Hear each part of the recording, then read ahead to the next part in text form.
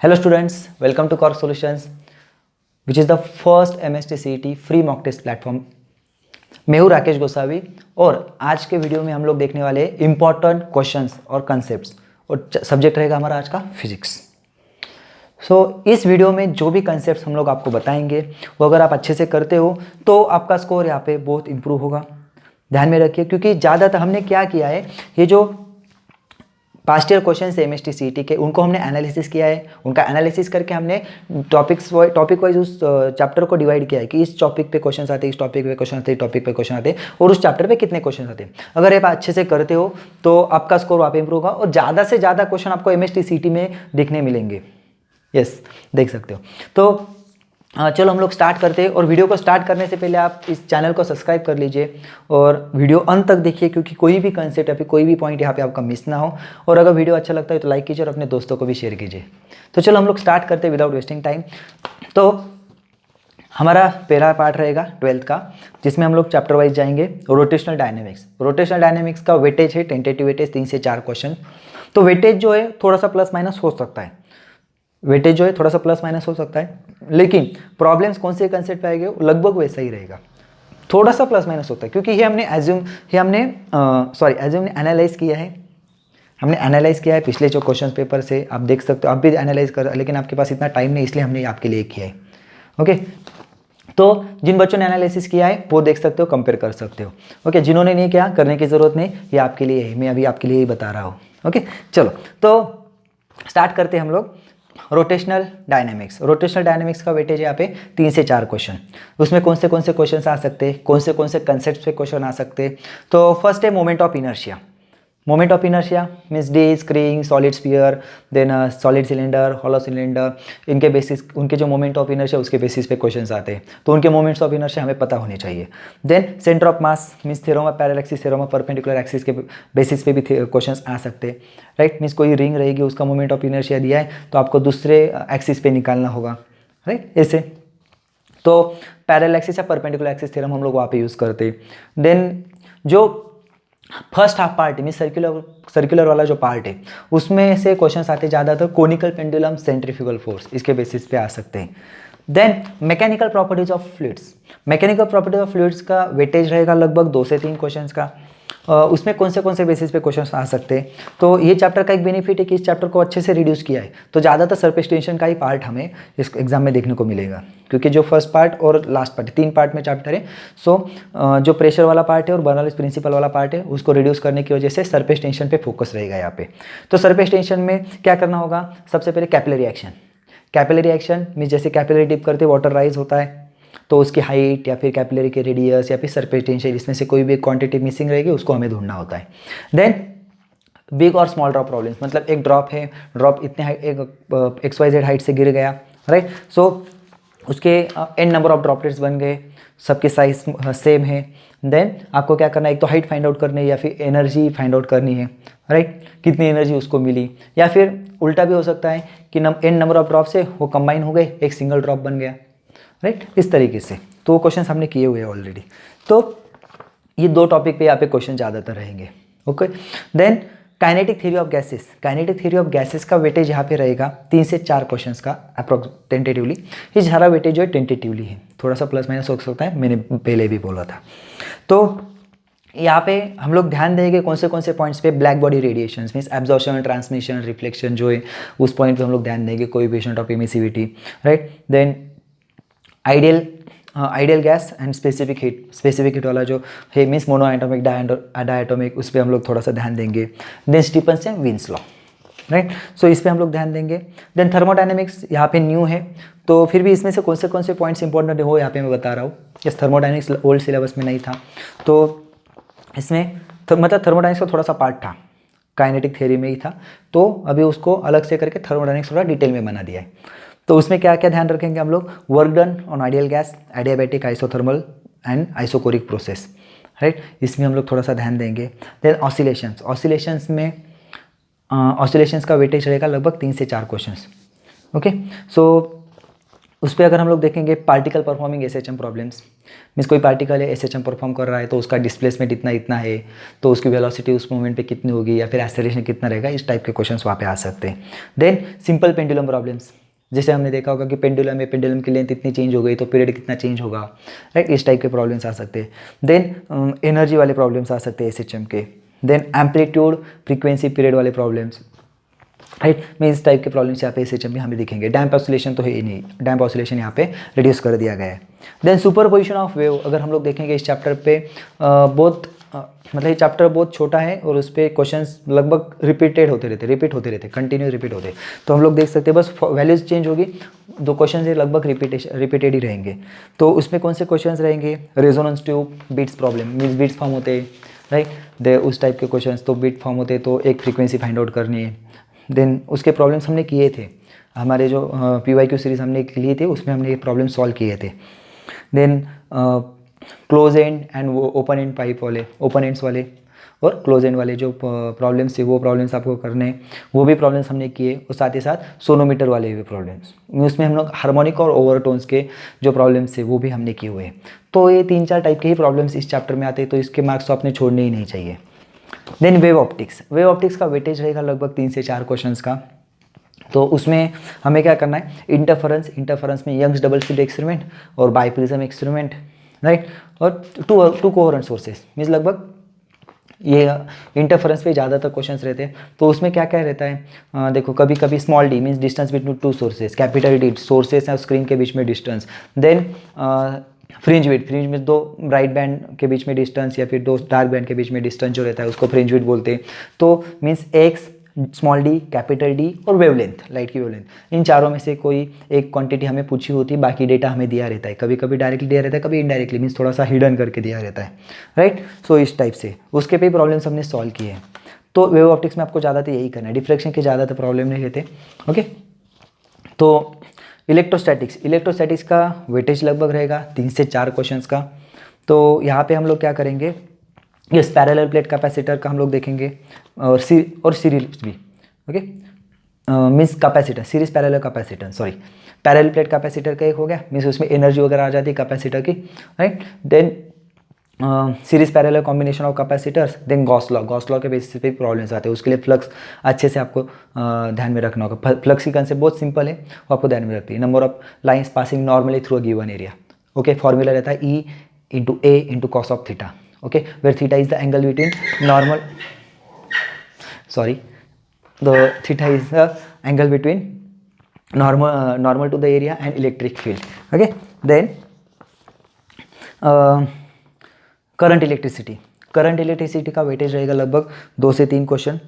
सो उसमें हम लोग ध्यान देंगे गैलोनोमीटर वाले problems, Kirchhoff's law, okay, meter bridge वाले प्रॉब्लम्स, तो इस पर हम लोग देखेंगे, ओके। सो और पोटेंशियोमीटर के भी हम लोग देख सकते हैं। करंट इलेक्ट्रिसिटी का पार्ट लगभग रिड्यूस नहीं है कुछ भी, तो करंट इलेक्ट्रिसिटी में galvanometer, potential, Kirchhoff's law, meter bridge, यही प्रॉब्लम्स हम लोग देखेंगे, ओके। सिंपल प्रॉब्लम है, उनका पैटर्न रिपीट होते रहता है, हम लोग देख सकते हैं, ओके। आप कोई भी बुक लो या फिर आप अपने कॉर्स सॉल्यूशंस के मॉक टेस्ट है उसमें भी आप लोग जाके देख सकते हो, जो PYQ सीरीज है वो भी देख लो, हमारी वेबसाइट पे है ऑलरेडी अवेलेबल, तो आप उसके टेस्ट दो, आपको पता चलेगा कि किस टाइप के प्रॉब्लम्स एग्जाम में आ चुके हैं। देन नेक्स्ट चैप्टर रहेगा magnetic field due to electric current, उसका वेटेज रहेगा टेंटेटिव वेटेज 2 से 3 क्वेश्चंस। तो उसमें हम लोग क्या करेंगे, मूविंग कॉइल गैलोमीटर पे ज़्यादातर क्वेश्चन रहते हैं और टोराइड सोलेनॉइड पे क्वेश्चंस रहते हैं, मीन्स 2 से 2 क्वेश्चन अगर रहते हैं तो MCG पे एक आएगा और टोराइड या सोलेनॉइड में से एक पे आएगा। जब 3 रहते तो टोराइड में भी आएगा या सोलेनॉइड पे भी आएगा, और ज़्यादातर टोराइड और सोलेनॉइड पे साथ में क्वेश्चंस नहीं आते। मीन्स मान लो एक स्लॉट में टोराइड आ गया तो दूसरे स्लॉट में सोलेनॉइड आ जाएगा, ऐसा हो सकता है, ओके। देन मैग्नेटिक मटेरियल भी बहुत छोटा चैप्टर है और उसमें भी रिड्यूस किया है, तो यहाँ पे बेनिफिट आपको रहेगा कि आप उसके भी मार्क्स इजीली गेन कर सकते हो। तो उसका टेंटेटिव वेटेज रहेगा 1 क्वेश्चन का, ओके। तो उसमें कौन से कंसेप्ट पे हम लोग ध्यान दे सकते हैं, मैग्नेटिक ससेप्टिबिलिटी पे हम लोग ध्यान दे सकते हैं। देन मैग्नेटाइजेशन वाले problem, right. Then electromagnetic induction which is a very important chapter in physics. So इसको हम लोग देखेंगे, electromagnetic induction and AC circuit, actually ये एक सब्जेक्ट से बिलोंग करते हैं, इलेक्ट्रोमैग्नेटिक इंडक्शन। सो यहाँ पे हम लोग देखेंगे EMI में उसके 2 क्वेश्चन रहेंगे टेंटेटिव। सेल्फ और म्यूचुअल इंडक्टेंस पे हम लोग यहाँ पे करेंगे, और step up step down transformer problems. Step up step down transformer बहुत ईजी है, राइट। इनपुट आउटपुट मीन्स अगर देखो हमें क्या ध्यान में रखना है, इनपुट पावर आउटपुट पावर क्या रहती है, सेम रहती है। So I P E P is equal to I S E S, बस ये फॉर्मूला ध्यान में रखता है, इसके बेसिस पे ज़्यादातर प्रॉब्लम आते हैं। ओके, देन एसी सर्किट के टेंटेटिव वेटेज रहेगा यहाँ पे 3 क्वेश्चंस का। यहाँ पे हम लोग देखेंगे सीरीज रेजोनेंस सर्किट पे ध्यान देंगे, देन एलसीआर सर्किट प्रॉब्लम्स पे ध्यान देंगे, मींस इम्पीडेंस, ओके, रिएक्टेंस, इस पे हमें ध्यान देना होगा, और रेजोनेंस फ्रीक्वेंसी भी इजी रहती है। ओके, देन नेक्स्ट चैप्टर हमारा रहेगा डुअल नेचर ऑफ रेडिएशंस। सो यहाँ पे टेंटेटिव क्वेश्चंस रहेंगे 2। तो यहाँ पे पॉइंट्स कौन से होंगे, डी ब्रॉगली हाइपोथेसिस और wave function problems, right. Then photoelectric emission और स्टॉपिंग पोटेंशियल, हाँ इस पे ज़्यादा ध्यान देना, फोटो इलेक्ट्रिक इमिशन और मीन्स फोटो इलेक्ट्रिक इफेक्ट और स्टॉपिंग पोटेंशियल के प्रॉब्लम्स पे ज़्यादा ध्यान दीजिए, ये बहुत इंपॉर्टेंट है, इसके बेसिस पे क्वेश्चन आते ही है। देन स्ट्रक्चर ऑफ एटम में अगर हम लोग जाते हैं उसके टेंटेटिव क्वेश्चंस रहेंगे 3। सो उसमें हम लोग देखेंगे Bohr's atomic model, hydrogen spectrum में जो लाइमन सीरीज़, बाल्मर सीरीज़, पाचन ब्रैकेट फंड, ये जो सीरीज़ है इसके हम लोग ध्यान में रखना है। आपको एक ही फॉर्मूला ध्यान में रखना है, उसको हम लोग मॉडिफाई कर सकते हैं। एक बार लाइक लाइमन के लिए 1, बाल्मर, पाचन ब्रैकेट फंड 1 2 3 4 5, राइट, जो ये ग्राउंड सेट रहेगी इन सब के लिए, right. Than half life period formula, right, तो ये भी हमें ध्यान में रखना है, वो भी इम्पोर्टेंट है। And last chapter from 12th standard that is semiconductor में हम लोग देखेंगे लगभग 2 क्वेश्चंस होने चाहिए। तो उसमें एक क्वेश्चन हमेशा इजी रहता है जो है लॉजिक गेट्स, वेरी इजी, और थोड़ा सा डिफिकल्ट वाला क्वेश्चन रहता है वो alpha beta DC formula, right, alpha beta वाला फॉर्मूला। सो वो हमें ध्यान में रखना है, वो करंट गेन प्रॉब्लम्स। तो यहाँ पे लॉजिक गेट्स का प्रॉब्लम आता है, तो उसका 1 मार्क आपने गेन करना ही है, मीन्स आपको उसको छोड़ना नहीं है। सो अल्फा बीटा वाला थोड़ा सा डिफिकल्ट रहता है, एक बार देख लीजिए, क्योंकि उसमें भी पैटर्न सेम ही रहता है, तो क्वेश्चन रिपीट हो जाते हैं या फिर उस टाइप के रिपीट हो जाते हैं, वैल्यूज चेंज होके। ओके, सो हो गया 12 के क्वेश्चंस। 12 के अगर ये सारे कंसेप्ट्स पे अगर क्वेश्चंस आप करते हो तो 12 के जो 40 मार्क्स हैं, ओके, उसमें से आप मैक्सिमम मार्क्स गेन कर सकते हो, मैक्सिमम मार्क्स आपको यहाँ पे मिल जाएंगे। ओके, चलो तो 11th हम लोग यहाँ पे स्टार्ट करते हैं।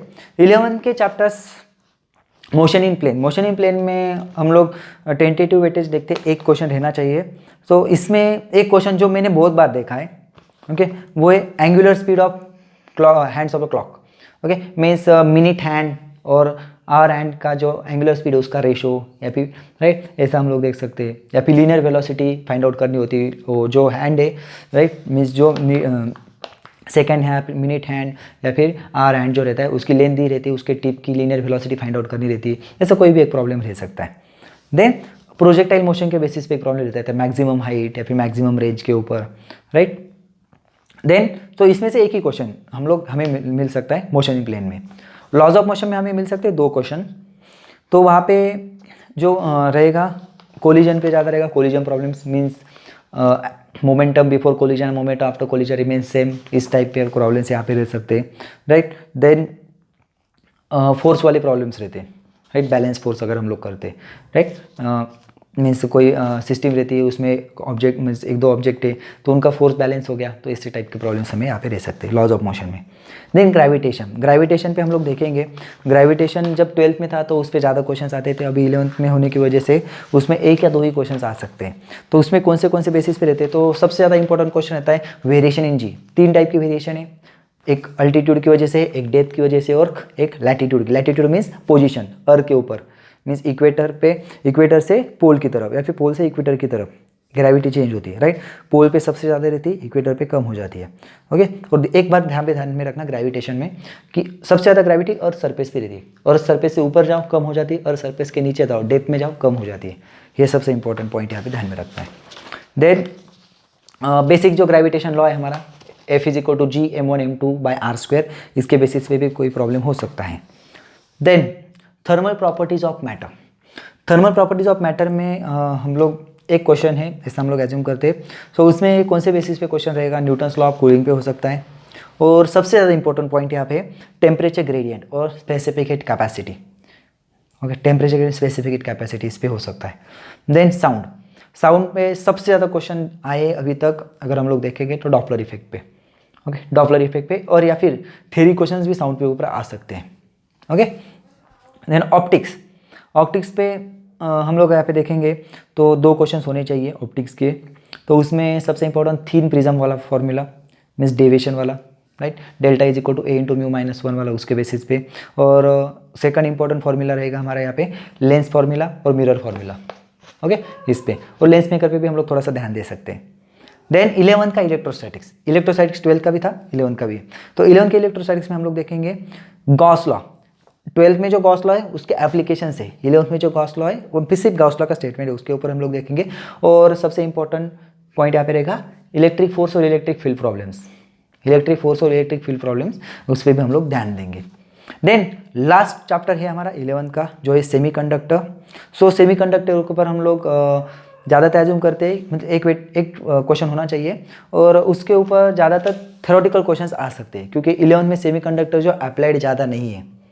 सो 11th का सेमीकंडक्टर, उसके ऊपर थ्योरेटिकल क्वेश्चंस होने के चांसेस ज़्यादा हैं। तो इस टाइप के मीन्स इस तरीके से हम लोग यहाँ पे देख सकते हैं कि 11th और 12th इन सारे चैप्टर्स की, 11th और 12th के जो भी चैप्टर्स हमारे फिजिक्स के, उसकी हमने कंसेप्ट वाइज देखे, कंसेप्ट कौन से कंसेप्ट के कुछ प्रॉब्लम्स यहाँ पे आ सकते हैं और कौन से कंसेप्ट पे क्वेश्चंस हमें आ सकते हैं। तो आपने क्या करना है, इन सारे कंसेप्ट को अच्छे से फॉलो कीजिए, और अगर आपने अच्छे से स्टडी किया हुआ है तो छोटी सी रिवीजन कर लीजिए और टेस्ट दीजिए, मॉक टेस्ट दीजिए। तो मॉक टेस्ट से क्या होगा, आपके सामने से क्वेश्चन जाएगा, मॉक टेस्ट के बाद क्वेश्चन को एक बार एनालाइज कीजिए कि आपने सही आंसर दिया या नहीं दिया। थोड़ा सा टाइम कम देना है, मीन्स आपको 3 घंटे का पेपर है तो आप ज़्यादा तो 2 घंटे में देने की कोशिश कीजिए, ओके। तो मीन्स क्या होगा, आपका टाइम रिड्यूस होगा तो आपको वहाँ पे एग्जाम में ज़्यादा बेनिफिट होगा, ओके। सो ये टेस्ट आप दीजिए, आपको क्वेश्चंस की आइडियाज़ भी आ जाएगी किस टाइप के क्वेश्चंस आते हैं। तो मुझे नहीं लगता कि आप ऐसे करते हो तो आपके कम मार्क्स आएंगे। हाँ, और एक बात यहाँ पे रह गई बताना, जो कि मैं लास्ट में ही बताने वाला था, कि ये जो PDF मैंने यहाँ पे पढ़ के दिखाई अभी, तो इसकी कॉपी हम लोग आपको दे रहे हैं, तो उसकी लिंक डिस्क्रिप्शन में दी गई है। तो आप उसको उस पर क्लिक करके इस PDF को, मीन्स जो हमने टेंटेटिव वेटेज और इम्पोर्टेंट कंसेप्ट्स के लिस्ट बनाई है, वो आप लोग डाउनलोड कर सकते हो। तो उसकी लिंक डिस्क्रिप्शन में है, तो ये उस लिंक पे जाइए, वो PDF डाउनलोड कर लीजिए और उसको अच्छे से स्टडी करके उस बेसिस पे जो भी प्रॉब्लम्स है उसको हम लोग प्रैक्टिस कीजिए।